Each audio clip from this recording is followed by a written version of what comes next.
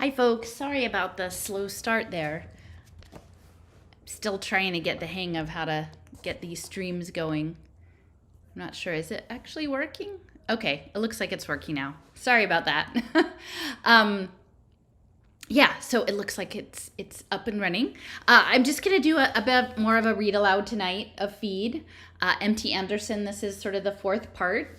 And after I get in a little ways, and maybe we have a few more viewers, I'm going to, I want to show a video from Protocol Labs, a clip from one of the videos about sort of brain-machine interfaces that I think is kind of interesting.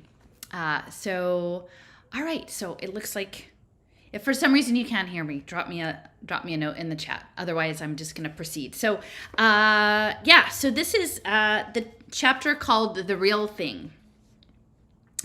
One Saturday, a few days after we saw the riot from the news in our dreams, there was this promotion where if you talked about the great taste of Coca-Cola to your friends, like 1,000 times, you got a free 6-pack of it.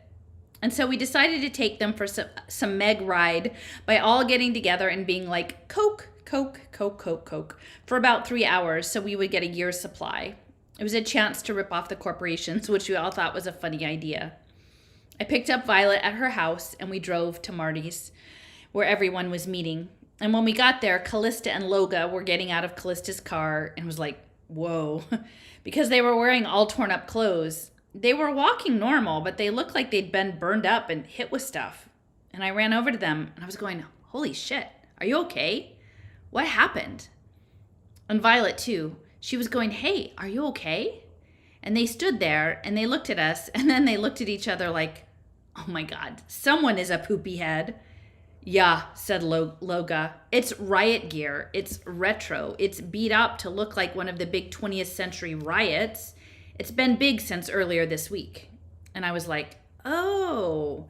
And Violet was like, sorry.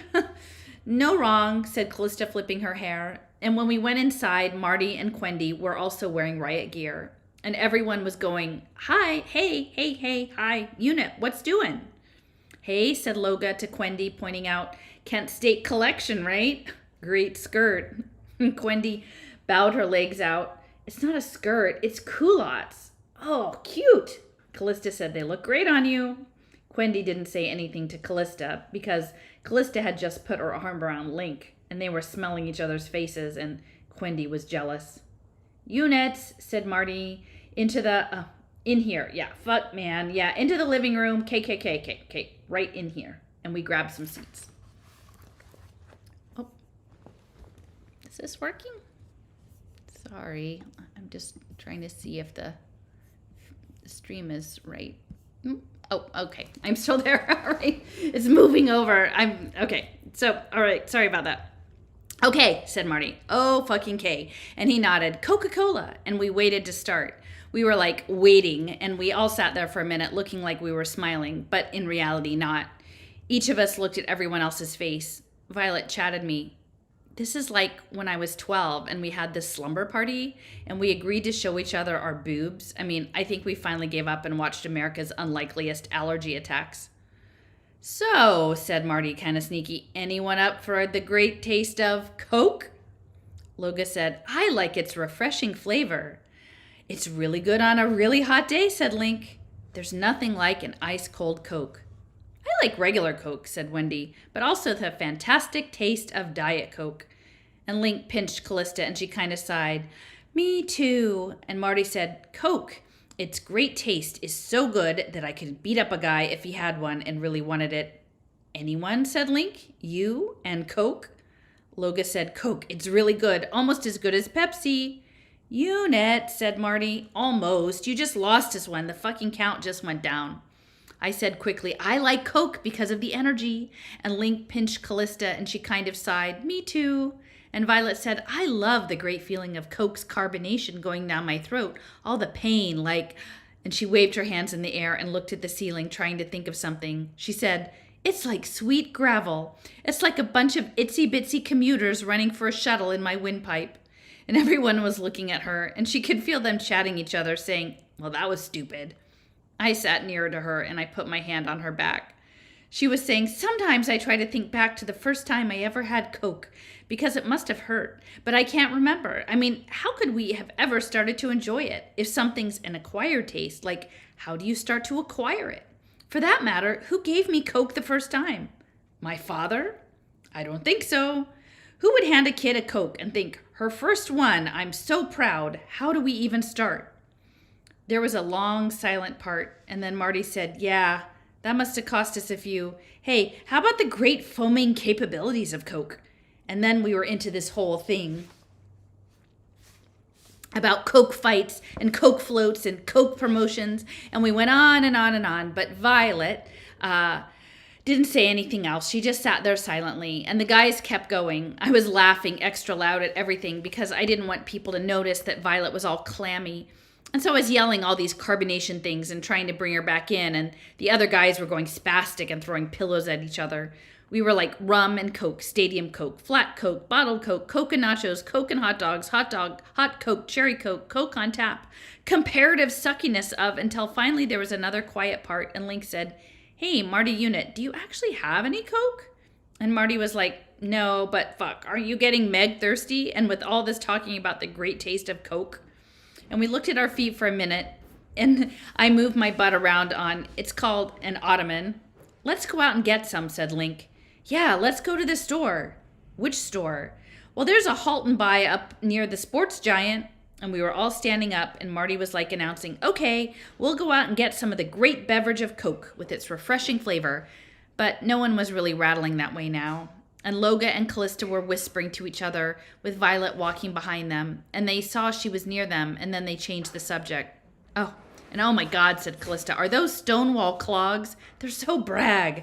Yeah, said Loga. Oh my God, they look wholly comfy. Are they comfy? Oh, they're pretty comfy. Loga picked up her foot and played with the flowery clog, and she was like, I got a size 7, but it feels more like a man's size 7.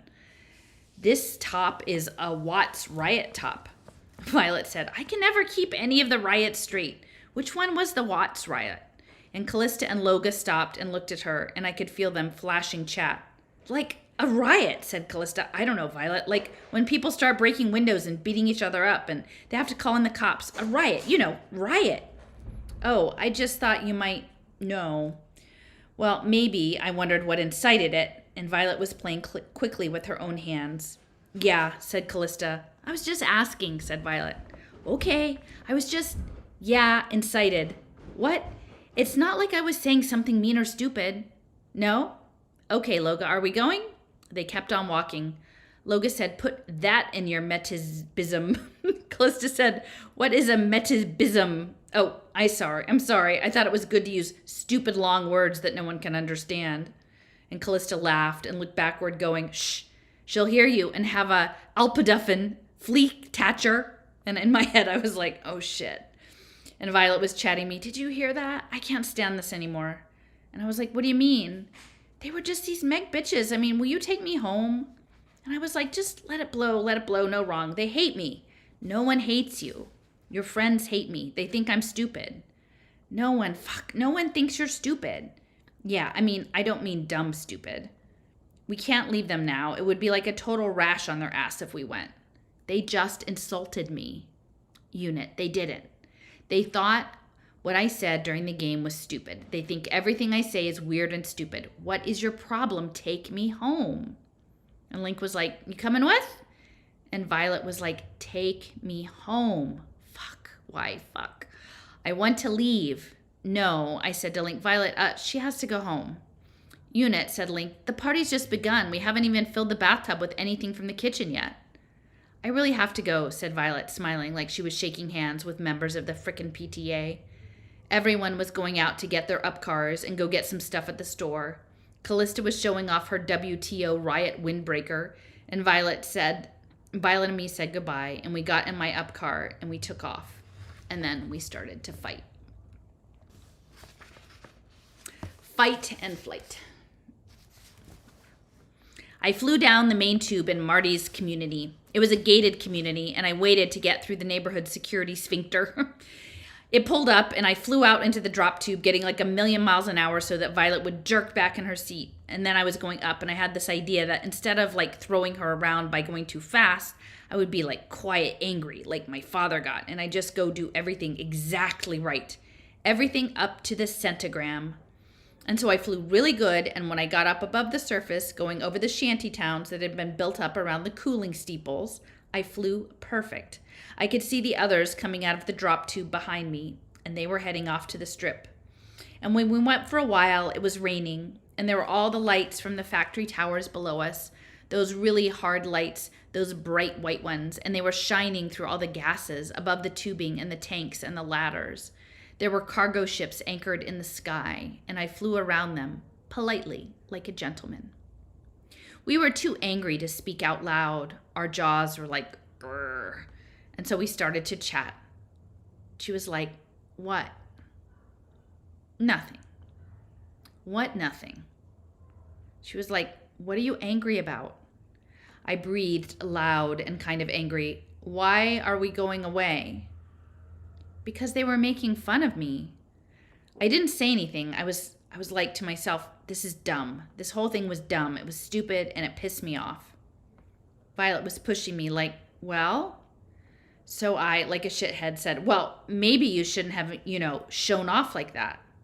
Shown off? Like what? Like the way you do sometimes, using weird words. I don't use weird words. Okay, saying weird shit. Oh, screw you, she yelled out loud. What do you mean? Well, you know what I mean. It's like something about you, but you have to you like it about me. What is it you like?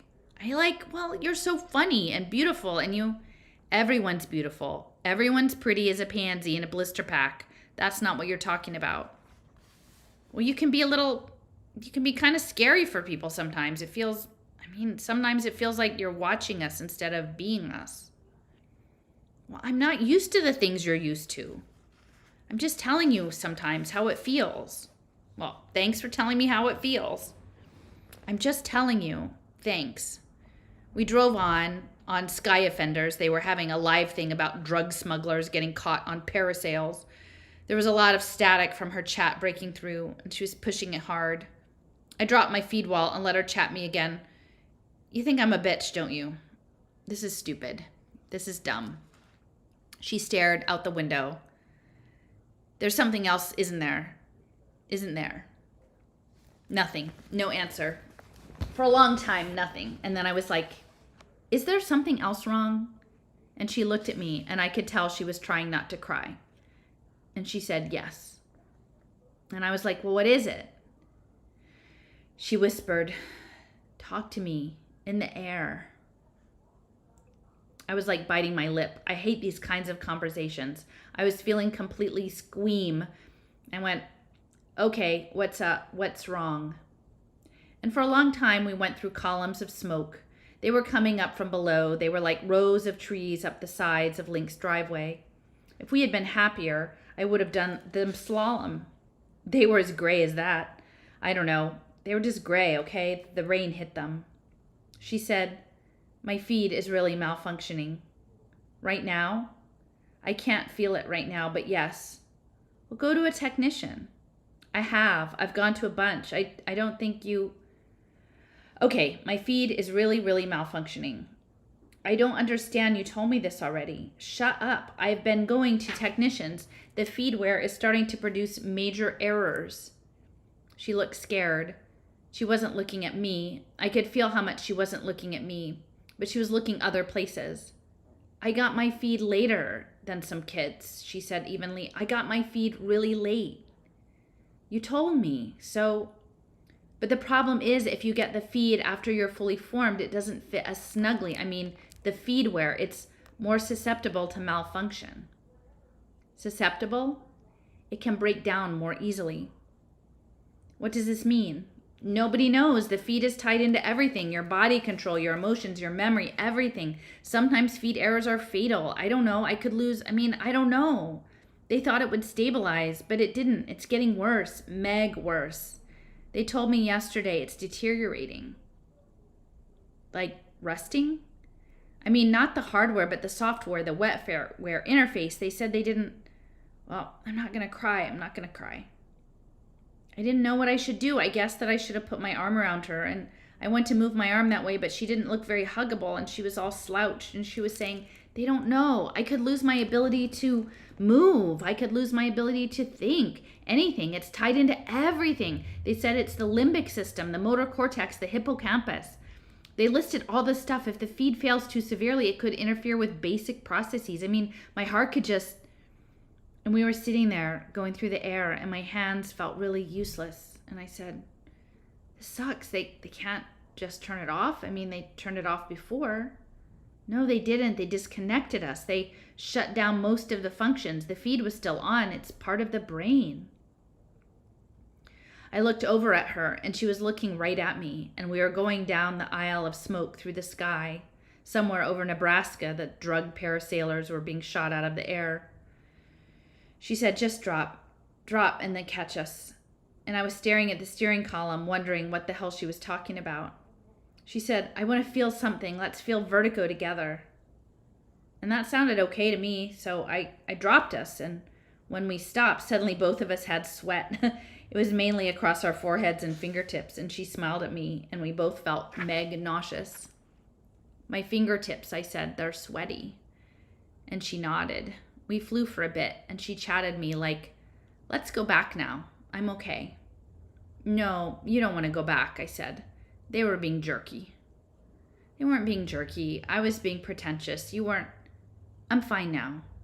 I said, we can't just go back. I'm like this thing. It's your whole Meg thing. I mean, I can't go back. Let's go to your house. My dad will be there. Well, let's go to my house then. Okay. And with one hand, I changed the course. I held out the other hand, and she took it. And we flew over gray piles and gray piles and gray piles towards home. Okay, so now I would like to sort of swap. Oh, gosh. Oh, I don't know how to do all this. Oh, good. Those are being held from review. Okay, so now I'm going to switch over to, I think, this video. Hopefully this will go through for you guys. And this is from Protocol Labs. And I'm working on a map of clips from Protocol Labs, which is working on Web3 programs. And Jason and Leo and I are going to go through some of this more later. But there was a particular clip from a talk that was given 2 weeks ago between Juan Benet, who's the head of Protocol Labs, who is on the left of this image, and this guy, Adam Marblestone, on the right, about neurotech and sort of the future plans of brain-computer interfaces. And so I have about a 6-minute clip, and it seems like a good time to play this just in the context of what was happening with the young woman's dysfunctioning malware. So I'm going to convey this a little bit. I can speculate even a little bit more than Millen was willing to, and sort of where I think it's likely that, like, long term this looks like. And some of that is inspired by, but it's not identical, the case for how you do human interfacing. It's not identical to the question that we asked in the 2013 paper, which was about how you do sort of complete coverage of the mouse brain activity. But it's related, right? Because basically the big problem with the mouse brain is this 3-dimensional centimeter or so thick object. And you have to basically interrogate that object even though it's opaque, without heating it up, without destroying that object, right? It's a sort of real-time sensing of a 3-dimensional light-sensitive and heat-sensitive hunk of material. And the human brain problem is somewhat related. The skull is a slightly different thing than the tissue, but basically that's this constraint of sort of 3-dimensional sensing of an opaque biological object. That's basically the question. You're using kind of non-invasive forms of radiation, so light, sound, magnetic fields that can penetrate through tissue. And light doesn't exactly penetrate because it bounces around and scatters, but it can actually go quite a long distance. So light, sound, and other types of non-invasive things like magnetics in combination with each other. Neurons naturally aren't coupling to those modalities incredibly well. So then you need to add in the kind of transducer, and DARPA in a fairly recent program called as a nanotransducer, and that is the thing that couples the neurons to that form of radiation, so that it can talk to them, right? Like optogenetics is an example. So I think there are kind of these couple of big areas that you would push, where at the beginning you don't directly make that BCI system that has all of those things together. This is kind of the technological road mapping part, is that you might need to make big technical pushes on some of the components. How do you deliver the radiation? How do you steer the radiation in this like scattering material? And then also, how do you deliver these nanotransducers, which could be done with viruses, it could be done with nanoparticles, it could be something else, but sort of gene or cell therapy, gene or cell delivery to the brain. Initially the non-invasive modality that you would use for some medical application without the nanotransducer might be kind of a big clunky MRI-like thing. It's not a portable consumer product that Facebook immediately wants to put in its AR glasses. It's going to use a lot of power and stuff. But then if you added the nanotransducer later, then that would make it much easier to couple to that detailed information. And so the nanotransducer makes it easier rather than harder to get the information. But then there's this other path, right? You can't do that all necessarily in one company or one effort. And so that's why I think that there's these kind of FRO-like kind of moonshotty projects on these kind of non-invasive radiation, and then fundamental biological kind of delivery and access with things like genes and cells, not to mention the connectomics and the brain mapping and understanding how do you target those genes and cells to circuits. Each of those things to some degree has applications on their own. And so one of the ones that I think is most exciting, where there is a real application, is one that Milind just mentioned kind of in passing, which is ultrasound. And so ultrasound, there's a group out of Caltech that's really pushing it, and a few other groups. But ultrasound, several key things about it. One is that you can create it and detect it using tiny microchips, right? These are micro electromechanical systems. You can make a chip that can vibrate ultrasound. It doesn't have to be a big device. You can have sort of very miniaturized delivery and sensing of the ultrasound on a chip. Two, ultrasound can naturally both stimulate the brain and do things like this blood-brain barrier opening without any genes or cells having to be part of the picture that are exogenous. And it can also see brain activity in a way that's probably better than many of the things we're talking about, like near-infrared spectroscopy or fMRI. And so the question is basically, how do you make an ultrasound platform for the brain today? And the problem there is that sending ultrasound through the skull is difficult. You can do it, but it requires you to have a pretty long wavelength of ultrasound, which means your spatial precision is low. And so if you can instead put the ultrasound emitter detector array, this chip, above the brain, so not touching the brain, which is really good for safety, but inside the skull, then that would be, just from a fundamental technology platform perspective, that would be how you could use ultrasound to sort of see the whole brain at kind of intermediate resolution. And eventually you'll have things like ultrasound sensitive proteins and stuff like that or cells that would be the full interface. But that's really powerful even now.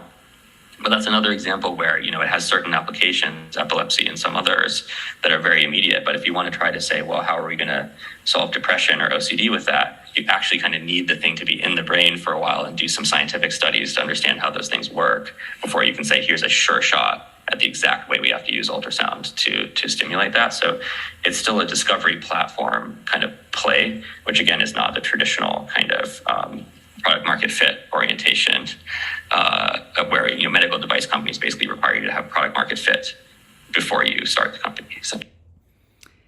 Yeah. So that, right? Let me just see if I can close out of this. Oh, I'm not sure how to get this. Well, yeah. So I guess you guys can see me. Yeah, that's a little overwhelming. I mean, I see there's at least one person in the chat who is listening in. Yeah, so we're talking about feed. This is like a 20-year-old book, and the woman is talking about having it malfunction. And at the same time, Juan Benet, Protocol Labs, and this guy, Adam Marblestone, which at the beginning of this interview, they say they've known each other for like 10 years. And they're not particularly senior folks. So they must have been at this for some time, talking about the blood-brain barrier and ultrasound and nano particulate transducers and viruses and proteins. And, again, they frame it as being about like depression or anxiety or whatever. But I think it's going to be probably normalized for something much more beyond that. So anyway, just getting back to the book with that in mind. So this is called So Much to Do. When we got to my house, we went inside and I shut the garage door behind us.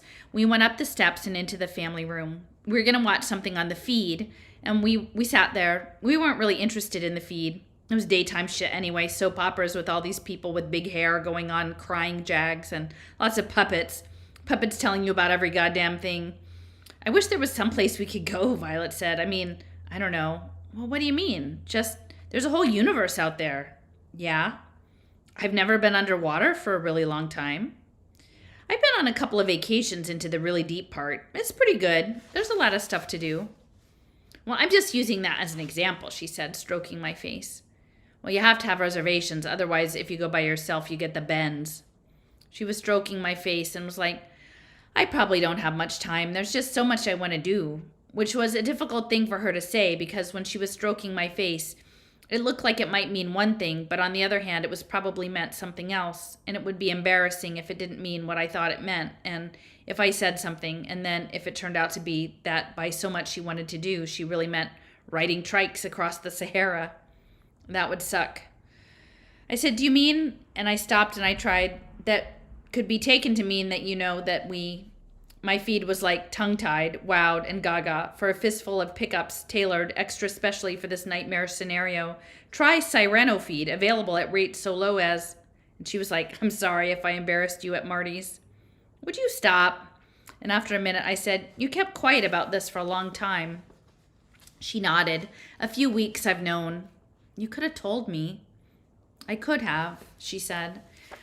You didn't need to be thinking about it all alone. She had her hands in her lap now, and she said, well, I want to go out and see the world. There's so much. There's just so much. Yeah, I said, yeah. I don't know. Yeah, I mean, this sucks. Meg sucks. And I didn't know what to say, and we sat there side by side. We were sitting there, and it seemed like nothing was right. We were done talking. I held on to her, and she held on to me, and we held like that, and we were staring at the wall. She blew out all her breath. It was a strange moment, like when you get sad after sex and it feels like it's too late in the afternoon, even if it's morning or night, and you turn away from the other person and they turn away from you and you lie there, and when you turn back towards them, you can both see each other's moles, and usually there seems to be shadows from the Venetian blinds across all your legs. She said, you toss something up in the air and you expect it to come back down again, which made absolutely no sense to me. And we sat and looked at the fireplace. And there were fake logs and the fake iron parts, and all the bricks were perfect, and the walls were a weird color of white.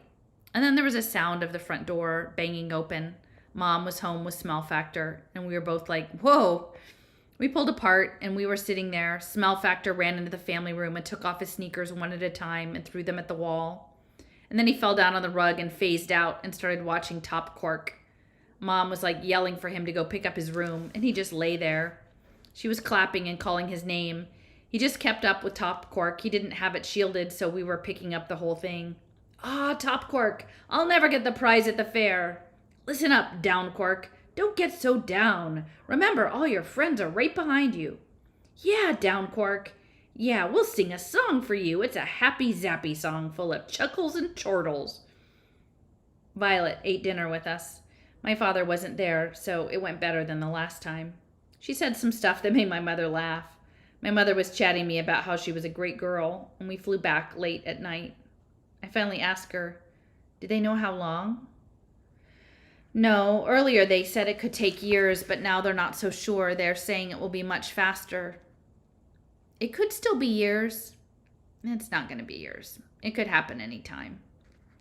I dropped her off at her house. We didn't make any plans. There weren't any plans. I spent the rest of the night doing homework. It seemed like that was the only thing left to do. This is the little dotty part.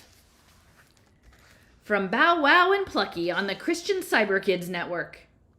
Dad, I keep thinking she'll come back, but I know now she's going to stay away. Yeah, it's like it's been so long. I don't know what she would look like if she came back, how long her hair would be. She was the best dog. If she ever came back, it would make everything right.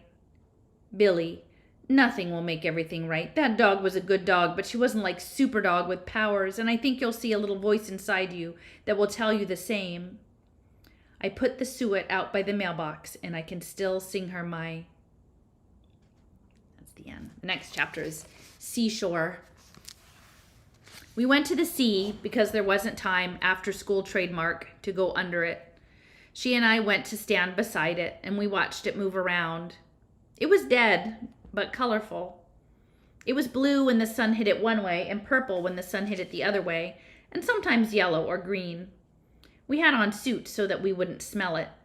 And we sat in the sand, and I made an angel with my arms and legs. She piled sand on my stomach. The suits were orange, which was stupid.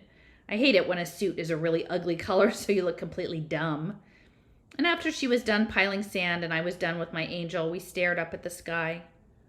I was like, I don't think you have to worry. Science is like, well, they're always discovering things. Yeah. Have you looked at the sea? You've been reading more of that depressing shit. Everything's dead. Everything's dying. Some up cars floated around in the clouds, trademark. Some cargo ships. Some transit needles. Heading off to Norway or Japan or something. I sat up. I was pissed off with things. I went, you know the part that's really ironic? The guy, the hacker. I mean, you almost agree with him. He's completely fucked you over and you almost agree with him. Yeah, she said, that's certainly really ironic. What? What are you being sarcastic about? I'm screwed. See, like that's so big negative. What do you mean? What's positive? My body is completely falling apart. I mean, you saw with my foot, but it's happening more often. One of my fingers or a part of my face will just freeze up. It's like getting more frequent, like once every other day for 10 or 15 minutes. Sometimes for a few hours. Oh shit. Don't tell me this. Oh shit. And I'm not getting all the images that are supposed to come through on the feed. I'm getting a lot of error messages. But they can fix that.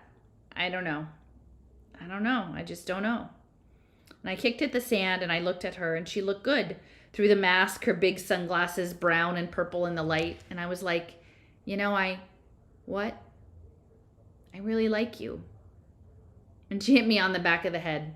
That'll do, she said. To crack down Allie, only on Fox. Have you given it to her? You can kiss my ass. Have you given it to her? What do you think I am? Want me to tell you what I think? Don't breathe in my face. Go breathe in someone else's face. I'll breathe in whatever face I want to breathe in. I didn't give it to her. What do you think I am? She doesn't have it. You can kiss my ass. Don't breathe in my face. Have you given it to her? Want me to tell you what I think? What do you think I... Okay, in the next section, limbo and prayer. On Monday, I went into school trademark, and I was sitting in homeroom when I saw that Callista had her hair up in this new way. On the back of her neck was this total insane macro lesion that I'd never seen before. I guess I was looking at it kind of like, holy shit, because Quendy sat down next to me and chatted, impressed? Ain't even real. Quendy still hated Callista because Quendy wanted to be going out with Link herself. I asked, what do you mean? Callista got it done yesterday. Quendy made this face. Now that lesions are brag, now that they're in the spit. It's huge. It's fucking huge. It's not even real. I mean, it's an incision, but it's artificial. It's not even really weeping. Those are beads of latex. Whoa. I'm surprised her head doesn't, topple off like ba-dump. It's so stupid. God, I can't believe how stupid it is. Link came in and was kissing Callista on the forehead with his hand behind her skull, and then he tickled her lesion. Oh, Unit. I grabbed Quendy's wrist. Oh, Unit. This is like, whoa, total error message. Major system error. It's so stupid. I can't believe he's falling for that. It's so dumb. Whoa, I get to tell Violet about this. She'll go crazy. Yeah, she's always looking for evidence of the decline of civilization. Yeah. I looked at Quendy. What do you mean by that? Nothing. It's just that Violet is always, like you said, she's always looking for stuff about the decline of civilization and everything's a mess, da-da-da-da-da. Is that a problem? Well, I don't have a problem with it. I mean, I think she's nice. I'm going to chat her about this. Yeah, do. She'll think it's funny. I found a hitch up to Violet. You sitting down? I said, Callista's got an artificial lesion. So much for my frosted flakes. Link is tickling her lesion. Let me just push the bowl towards the wall. You heard it here first. Link is, well, he's a great guy. Do you mind if I say he's not the quickest bunny in the centrifuge? I laughed. Nope, not our Link. Did I tell you I thought he was Youch the first time I saw him? Link? Our Link? He's but ugly. Have you met him? That's why I thought he was Youch. You were all so beautiful, and he was hideous, and there was some, I don't know, some texture there. Are you kidding? I mean, until he opens his mouth. And right now, he and Marty are skipping rope, some coaxial cable, and he's tripping, and he's falling into a desk. I liked talking to her like this first thing in the morning. It had kind of a bedroom feel to it. It was kind of flirty, kind of drowsy. And she was like, can I ask you a question about Link? Yeah. The name, Link. As in, missing? No, I said. So, I don't think you want to know. It won't help much with your worry, you know, about civilization ending and such. Oh my god. It's a penis thing, isn't it? No. Yes, it is. It's some gross boy locker room sausage joke, isn't it? Sausage Link. Oh, you are so... No, it's not. It's not. He's a product of this government experiment. What? His family is like really old and meg rich, so they got this, you know, what? Well, he was cloned from the bloodstains found on Lucy Todd Lincoln's opera cloak. There was a long silence. And then Violet was like, Mary?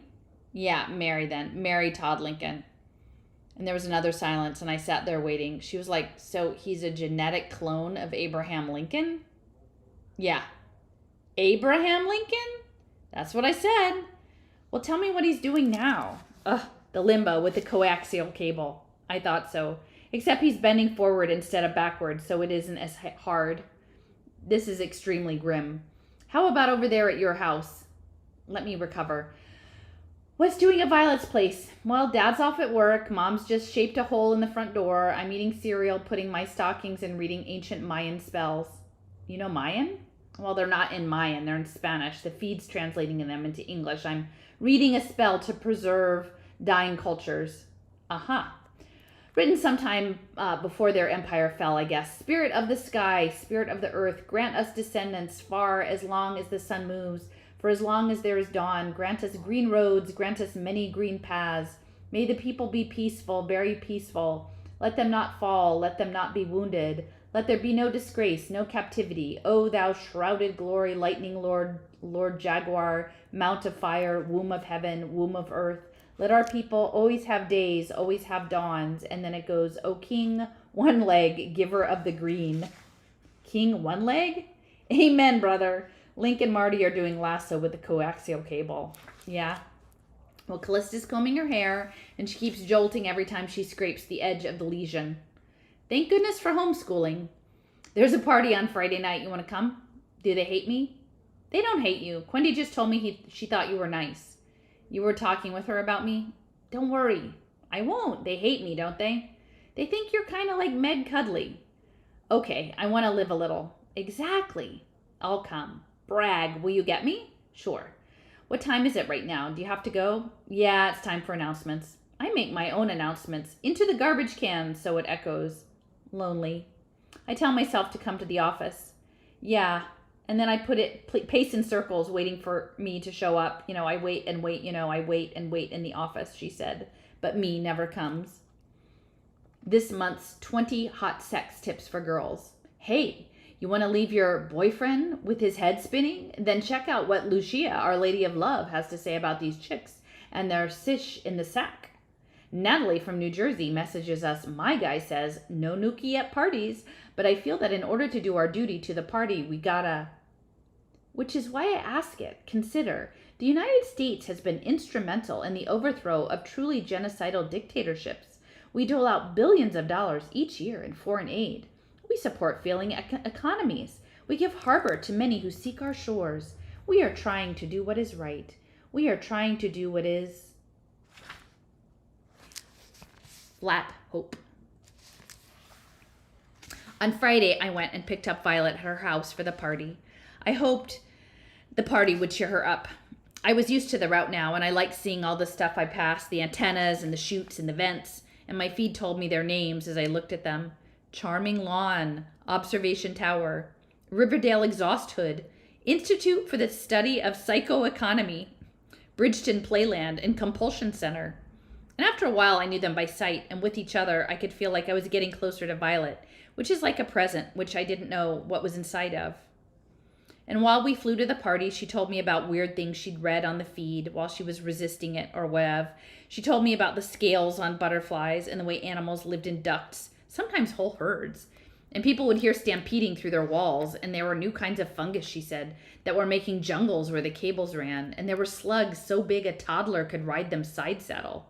The natural world is so adaptable, she said. So adaptable, you wonder, what's natural? And when we got there, people were drinking already, and it looked pretty fun. Someone was being a DJ and broadcasting tracks on the feed, so we tuned in, because otherwise you just hear all the shuffling while people are moving around with no music on the floor. I have a pretty good auditory nerve hookup with my feed, so the sound is real spink, and it's good to move to. So we got drinks and drank them, and I said hi to people, and then the feed was going, and it was like doing this song. I got some feet, and those feet, they're gonna walk, walk, feet, you walk. The 10 toes, I walk with the feet. That one, and so we danced to it, and it's kind of like a low hips dance with the draggy elbows, and we did it. It was good for that.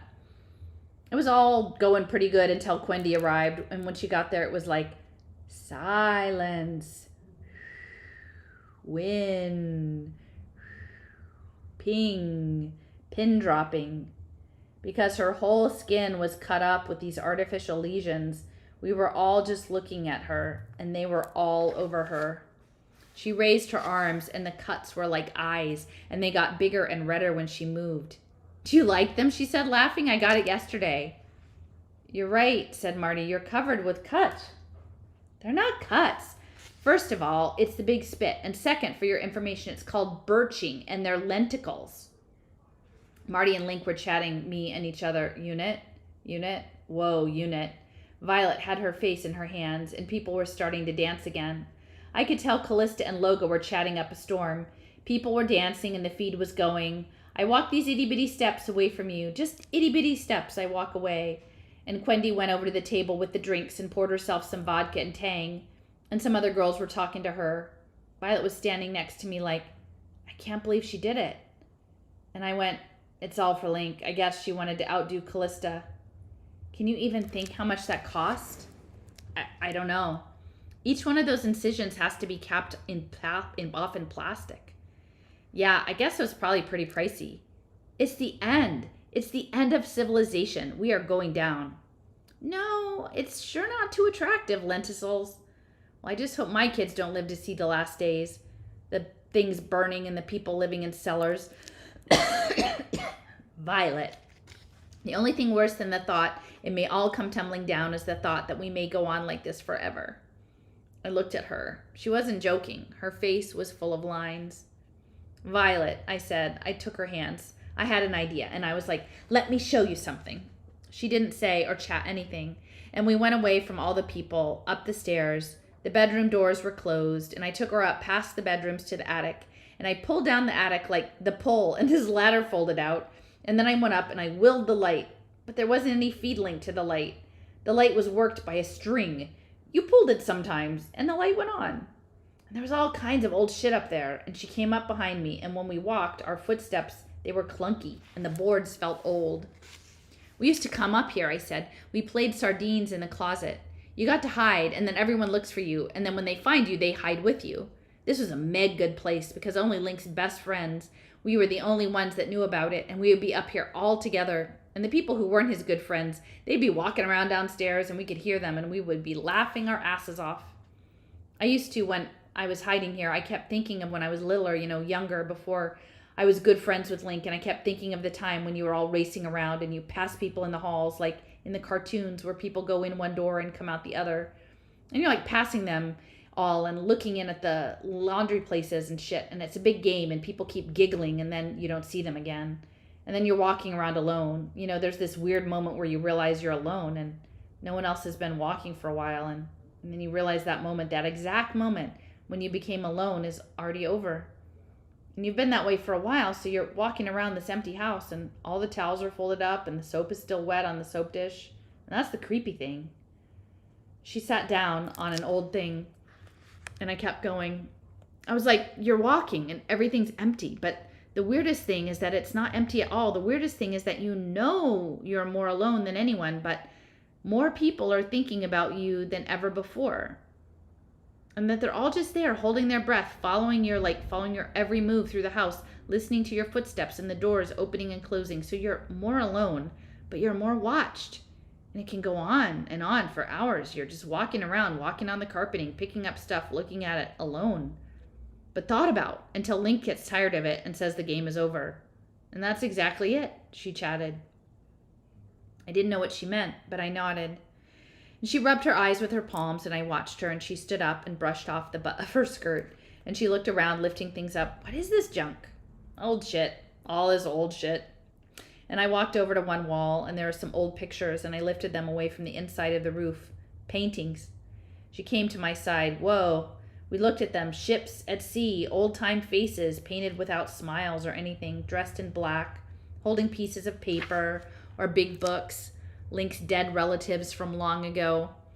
They had old-time names, ones from the past, Abram, Jubilee, Noah, Ezekiel, Hope. And Jubilee was frowning, and Ezekiel was covered with pockmarks. Hope was this fat old woman with a little dog.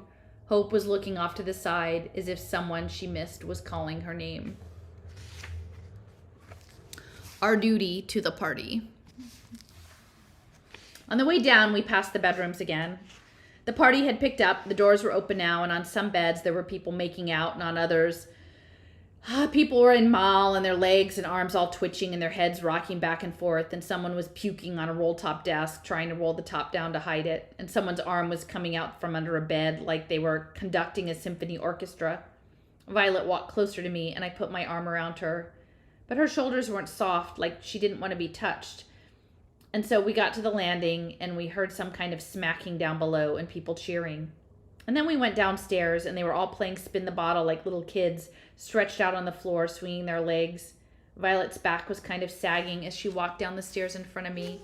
And I was feeling kind of strange, like I can't really explain it, like all the hypodermics were in the air again, but thrown all the ways and still traveling. Link said, "Hey, take yourselves a seat and play, it's fun." "Ah, it's for kids," said Loga, "but it's kind of sexy." And Callista was like, "Oh my god, it's so uncomfortable sitting on the floor with my lesion. This is so wholly stupid." And Quendy said, "I've only spun once, but I think I did kind of good." And she shifted on the floor, and Marty's eyes were like Meg riveted on her ass, and she was also on her shoulder blades where you could see all the red fibers through the splits in the skin. And they were shifting as she and this meathead named Chest something kissed for a turn. And Violet and I sat down. I didn't need to chat her to tell her she didn't want to play. We weren't next, which was good, but I really didn't want her to get spun to because I thought she might get really pissed by the stupidity of the whole game. I was sitting cross-legged, and I put my fist in my cheek, and I just sat there telling the bottle with my eyes to keep on going while it spun. Quendy spun and got Link and was like, "Oh shit, bad news." She was really glad, and she went over to him while everyone did this big whoop, and he started to kiss her on the cheek, really just friendly, but she put her palm against his cheek and turned his head so that she was kissing him on the mouth, and then put her arms around him, and everyone was completely silent, like, "Oh my god." And they kept on kissing with Link kind of trying to pull back, but he was afraid to push too hard with her cuts everywhere, and Callista staring at them both with this big hair hatred in her eyes.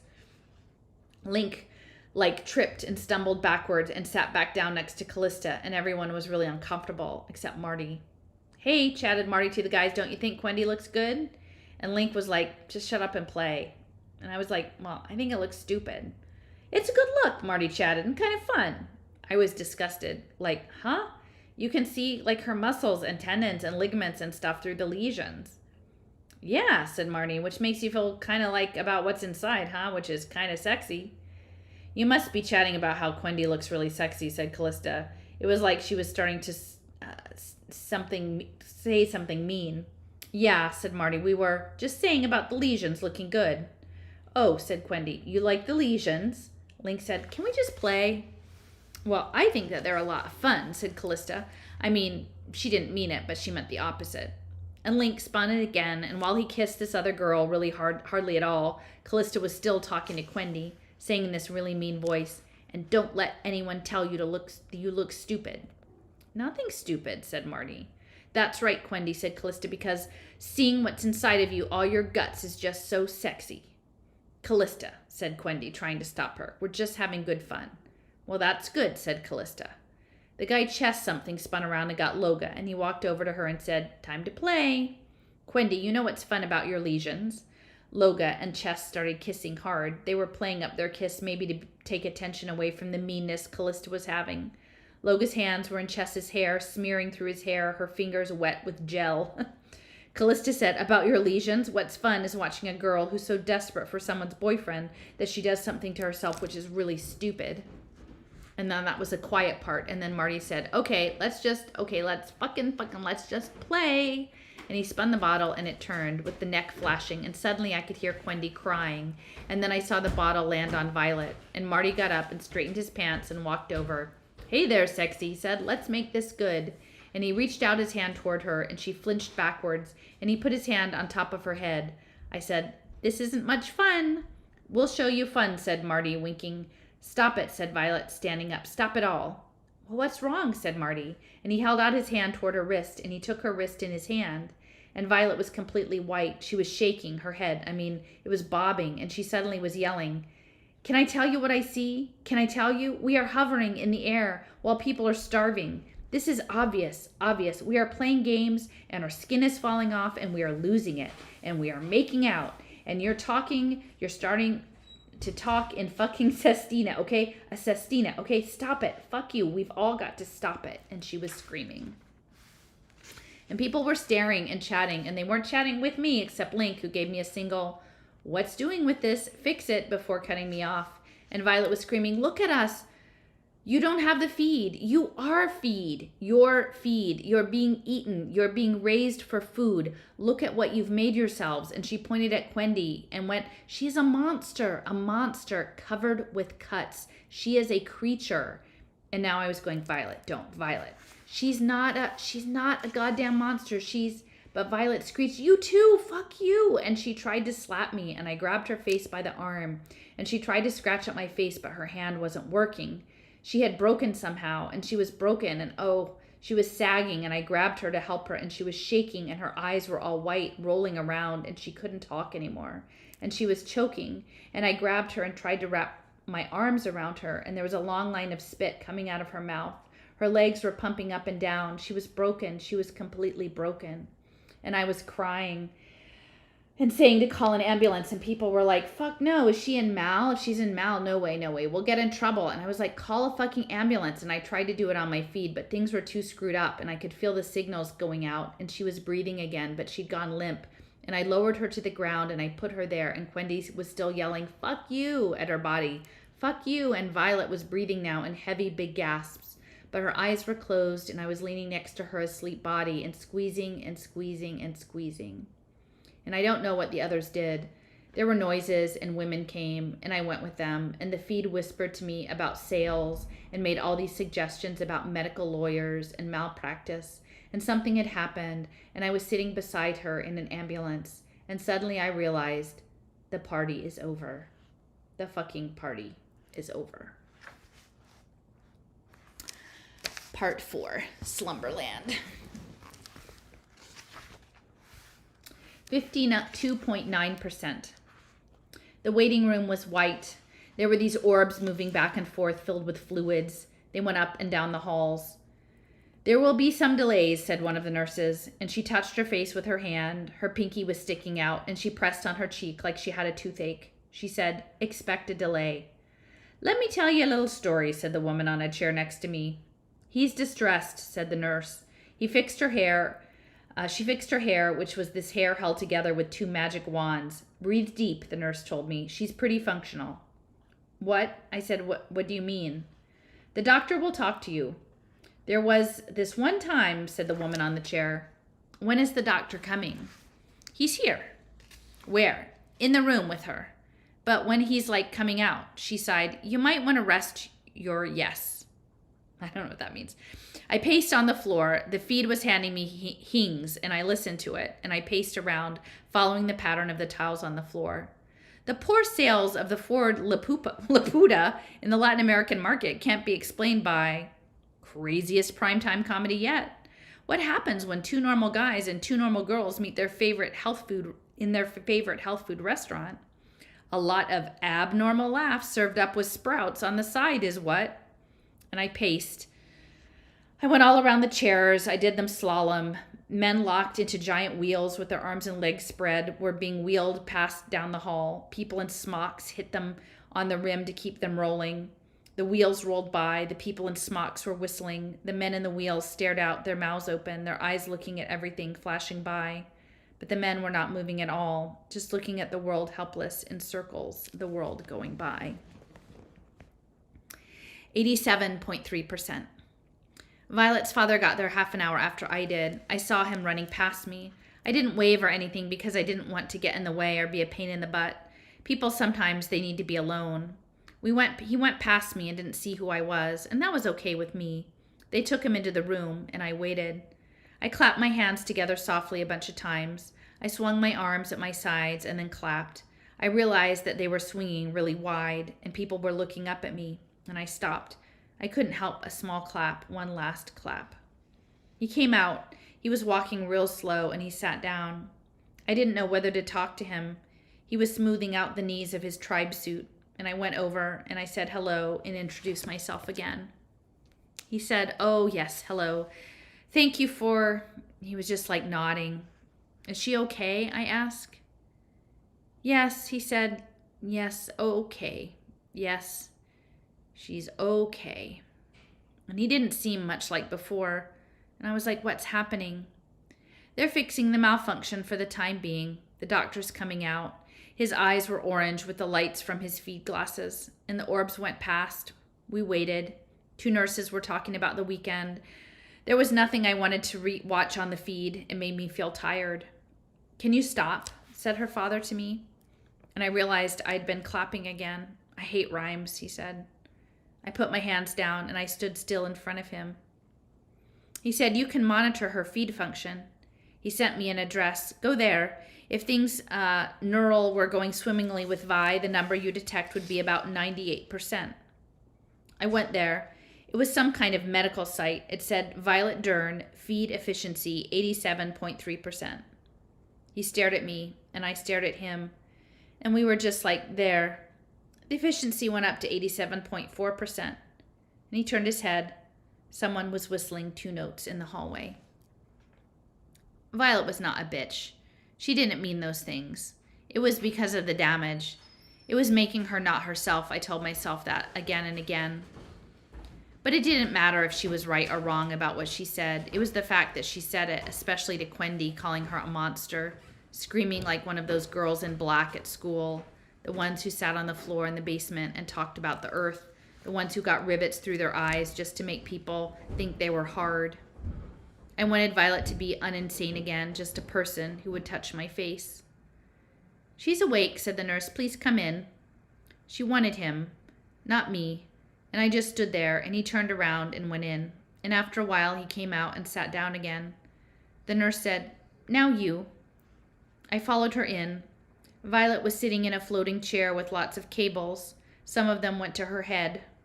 And when I came in, she looked away from me. "I'm sorry," she said.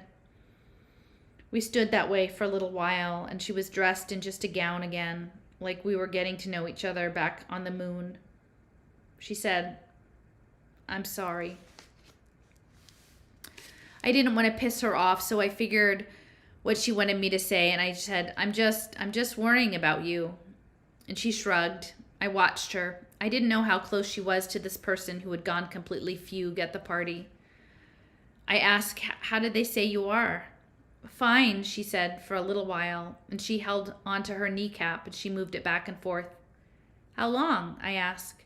She didn't answer. I said, "You don't have to say." "Not long." And she looked up at me and she was almost crying, and she was like, "I can't even say everything I need to say." Don't. It's all going to be good." And she rubbed her eye. Why are you standing so far away?" And I was like, "Well, you're covered with cables." And she was like, "Oh, yeah. And so we were just standing there for a minute while she was sitting and I was standing, and I looked up at her and she was moving her kneecap again, and I patted myself on the hips and I was like, tip, tip, a tip, tap, tap. And she went, this is funny that you can move your kneecap all around with your fingers, but you couldn't move it with your muscles if you tried. One of those orbs came in and started to circle around her, and I said I had to go. She said she'd see me later. I said my up car was back at Lynx and I'd forgot, and she said should go and get it, and I said I hope she was okay. She said she was pretty okay and she would chat me later. Was that okay? Could she chat me? And I was like, oh, sure. No, really? Sure, yeah, like on the chat. And I nodded, and finally I waved a kind of pathetic wave, and I went out, and the orb was in front of her face, and I couldn't see what she looked like, and I went out into the hall. Later, my mom came and picked me up, and we went up and got my up car. The others weren't there at Link's house anymore. Link was in the back by his pool. He waved and yelled over to me, "She okay?" I chatted him yes, and he chatted me. That was good.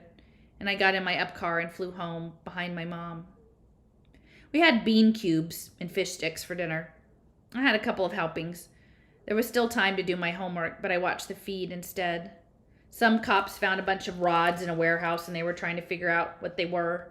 Durgan, the star of the show, said they belonged to a pimp, and his assistant had a run in her stockings. She bent down to fix it. And later I went into bed. I couldn't get to sleep. My parents had turned off the sun hours before. The light outside the blinds was just gray. Finally, I guess I must have fell asleep. At least I dreamed there were some beads of water going along some string, and Violet said, "How many do you need before you're done?" And I said, "Well, these are yours first." And she said, "Well, how many do you need?" And I said, "Well, you completely know. And that's why I want to hear it from your mouth." 87.1%. The next day, I was at her house, and it was all weird. We didn't talk. I don't know why. We didn't open our mouths. We just sat there silent, chatting. "It's not you," I argued. "It's the feed thing. You're not like that." "Maybe I am like that. Maybe that's what's wrong." She rubbed her hands together. "I'm sorry. Please tell Quendy I'm sorry." Her father was walking down the stairs near us. We could hear him through the wall. She chatted, "I lost a year of my memories." I didn't understand first. What? I lost a year during the seizure. I can't remember anything from the year before I got the feed. When I was 6, that information is just gone. There's nothing there. She was pressing her palms into her thighs as hard as she could. She watched herself real careful, like it was a crafts project. She went, "Nothing. No smells, no talking, no pictures for a whole year. Just gone." I looked at her face. There were lines on it I hadn't seen before. She looked sick, like her mouth would taste like the hospital, and she saw me looking at her.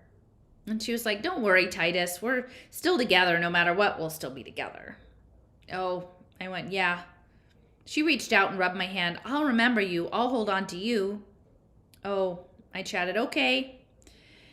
She went, "God, there's so much I need to do. Oh my God, you can't even know. I want to go right out now and start. I want to dance, there's that dumbass thing because it's so cliche, but that's what I see myself doing. I want to dance with the whole lacrosse team, maybe with them holding me on a Formica tabletop. I can't even tell you.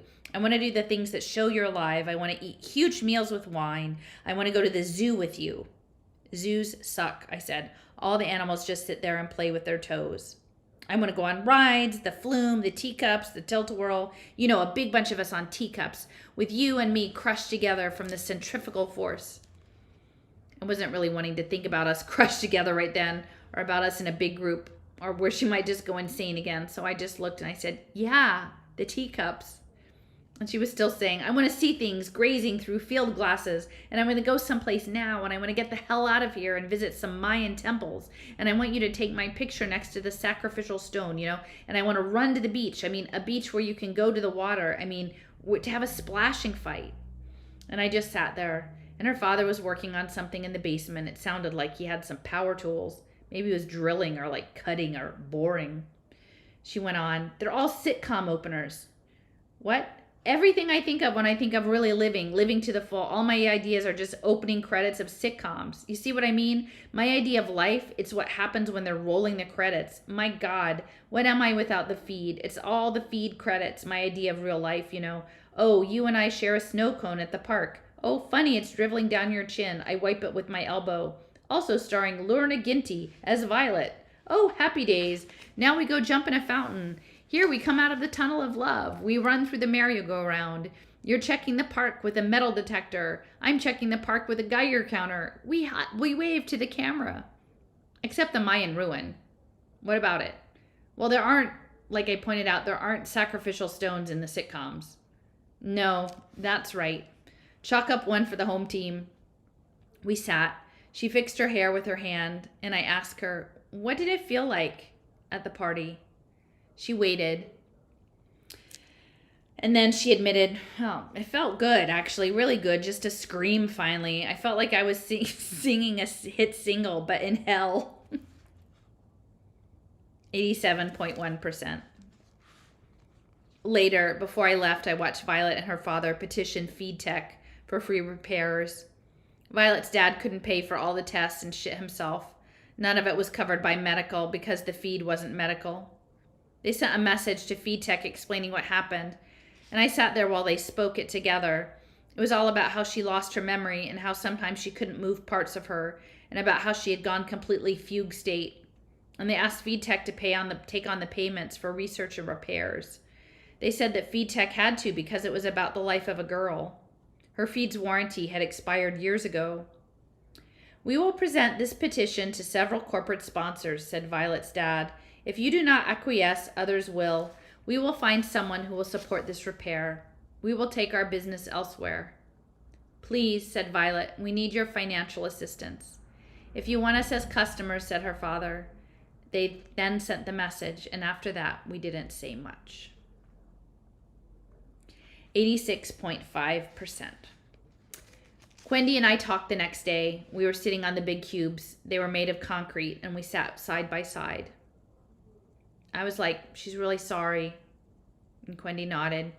She still had the lesions all over her, and when she moved her head, I could see a lesion on her neck open and close like a fish mouth singing a country song. Quendy said, I was like, I can't go out in public anymore. At first, I was still living eternally in a tool shed, but Loga said it was like really, really good. And she was sitting with me that night, and we went back and sat around at my house, and she was like, da-da-da-da-da, she was completely in Mal, don't listen to her, da-da-da-da-da, she's completely fuging bitch. But she's not. I mean, I know, that's just what it felt like I needed to hear then. She feels really bad. I know, it wasn't her. I didn't say anything, I just nodded, and Quendy brushed her hair back out of her face, and I rubbed the corner of the concrete with my thumb. Quendy asked, she okay? I shook my head. She's scared. They say that the feed isn't working well with her brain anymore. Oh my God, what does that mean? I don't know, the whole brain is tied to the feed, the whole brain, like the memory and the part that makes you move and the part for your emotions, the limbic system. I don't know. I just looked it up. Okay. Well, there's a diagram, and she sent me the site. Okay. I sat there. Maybe you should check it out, she said, a little angry. I mean, it'll help you understand what's happening to her.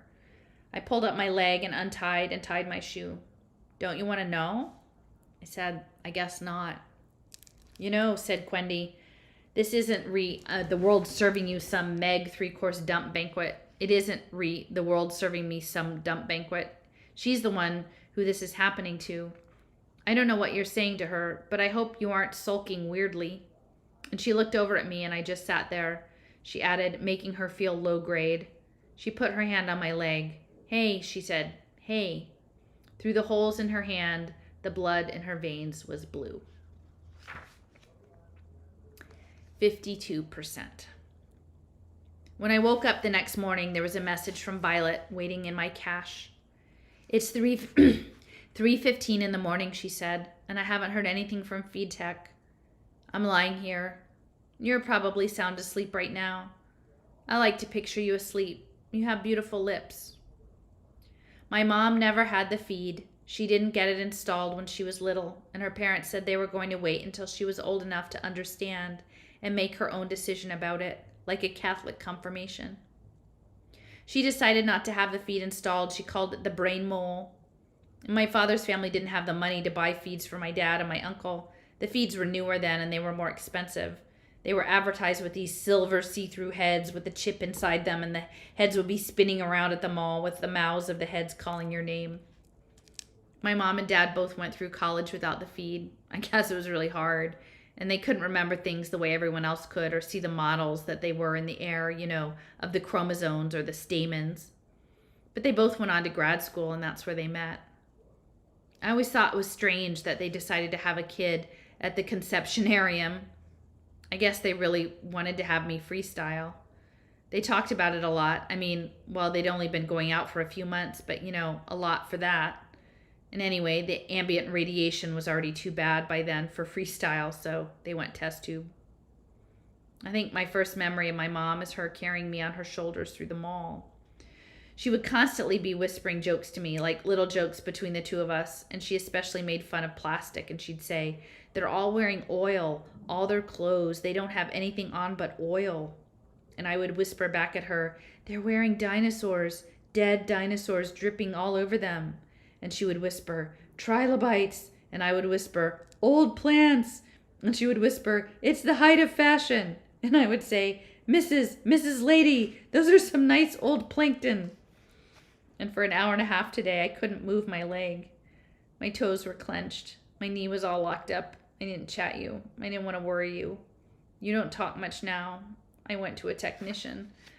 By the time I waited, the leg started to work again, and my dad was there with me, and he's not doing very well. I can't feel anything wrong with the leg now. I'm lying here in bed, lifting it up and down. It seems fine, except it's kind of cramped from the clenching. I'm looking up at my leg, and I'm looking at my toes, squelching them, and that's a good feeling, squelching in the mud, mud, when it's in your yard, and the day's going to get hot again when the rain's over, because that's what the neighborhood association has decided. So you can just stand there and wait for the sun. And it's your one time on Earth. I mean, your 100 years, that's all you have. So here you are on Earth, a little kid, the one time you'll have to be a little kid, and you're standing waiting for the artificial sun and feeling the mud. And at that point, your toes still work perfectly.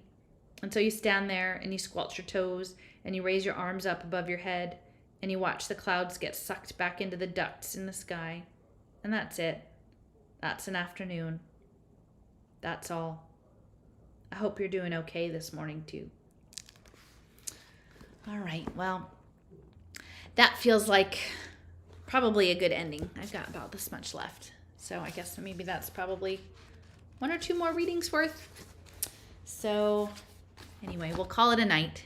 Thanks for joining in, everybody. I'm going to figure out how do I get the thing over to end the feed. All right, good night, everybody.